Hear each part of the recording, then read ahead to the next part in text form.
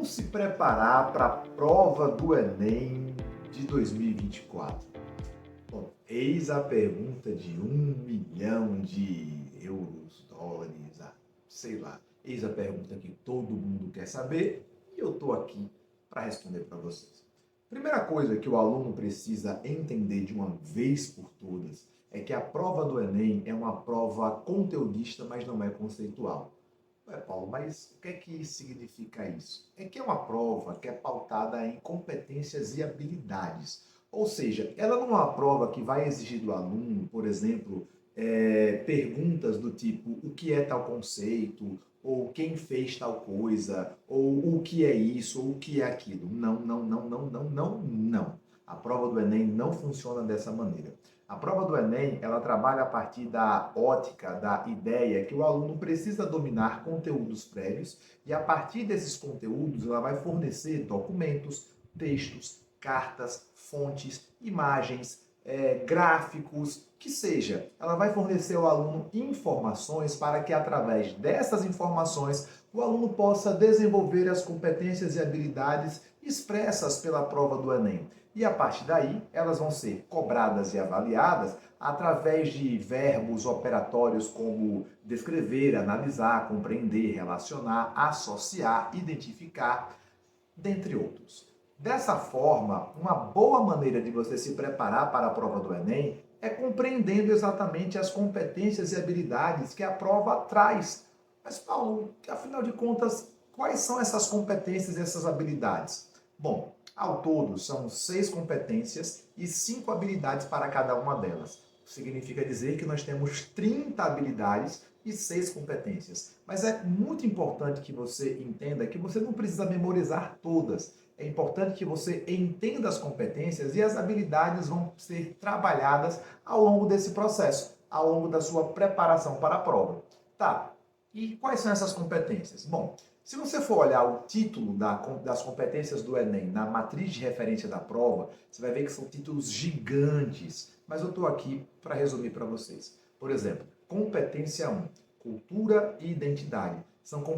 É uma competência que trata de questões que abordam manifestações culturais, práticas, elementos do cotidiano, costumes, tradições, patrimônio histórico-cultural, objetos de cultura, conceitos como etnocentrismo, entre outras coisas. Competência 2. A competência 2 está relacionada à formação do território e à atuação de instituições desse processo de formação, que desemboca, por exemplo, na criação de organizações cartográficas, de visões através do espaço. É uma competência que é muito trabalhada, inclusive, na prova de geografia, tá? Nas questões de geografia, para ser mais exato. Competência 3. Competência que trata sobre a atuação das instituições na sociedade e os seus conflitos. É a competência, por exemplo, que traz questões relacionadas às revoluções, às guerras, aos movimentos sociais, quando estes marcam lutas que estão relacionadas, por exemplo, com a atuação de instituições na sociedade. Instituições como a Igreja Católica no período da Idade Média, instituições como o próprio Estado. Então, é uma competência muito presente na prova.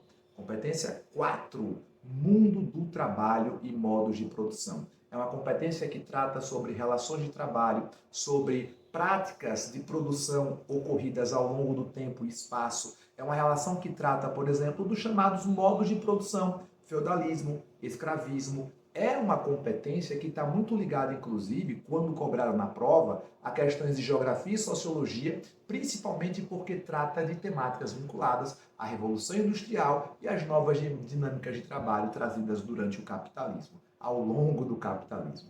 Competência 5. Está anotando, né? Cidadania e democracia e a luta por direitos e dignidade na história. É uma competência que fala sobre a luta por direitos civis, é uma competência que fala sobre a atuação da cidadania, a formação da cidadania. Por exemplo, é uma competência que pode trazer questões desde Grécia Antiga à Revolução Francesa e de Revolução Francesa aos movimentos de direitos civis ocorridos nos Estados Unidos e no mundo. É uma competência também muito presente na prova. E a competência 6 é uma competência que trata basicamente sobre questões do meio ambiente. Paulo, e a prova? a prova propriamente dita. Quais são as competências mais cobradas? Bom, estatisticamente, as questões que aparecem na prova do Enem mais presentes são as competências 1, 3 e a competência 5, ou seja, cidadania e democracia, a competência sobre a atuação das instituições na sociedade e os seus conflitos, e a competência 5, que trata a respeito da cidadania e da democracia. Isso quer dizer que as outras competências não aparecem? Claro que aparecem. Todas as competências e habilidades são abordadas na prova, algumas mais, outras menos. Mas como é que eu me preparo, por exemplo? Bom, é interessante que você comece a trabalhar as competências e comece a relacioná-la com os conteúdos. Por exemplo, Brasil colonial, conteúdo de história. Em Brasil colonial, nós temos ali a formação da cultura e da identidade brasileira a partir do processo de colonização. Então, questões vinculadas a os costumes, questões vinculadas, por exemplo, a hábitos alimentares, manifestações religiosas, objetos de cultura, são muito presentes na prova do Enem. Competência 3, a atuação das instituições na sociedade. Então, por exemplo, pode aparecer questões relacionadas aos mecanismos de repressão surgidos ao longo da história, não só na história geral, na história global, como também na história do Brasil. Eu vou dar um exemplo. A gente trabalha um conteúdo como ditadura civil-militar, o aparelho repressor da ditadura civil-militar através do AI-5, ou um assunto que aparece com frequência na prova, o primeiro reinado. Como é que o primeiro reinado vai ser cobrado a partir da competência 3? Nas discussões relacionadas à implementação da Constituição de 24.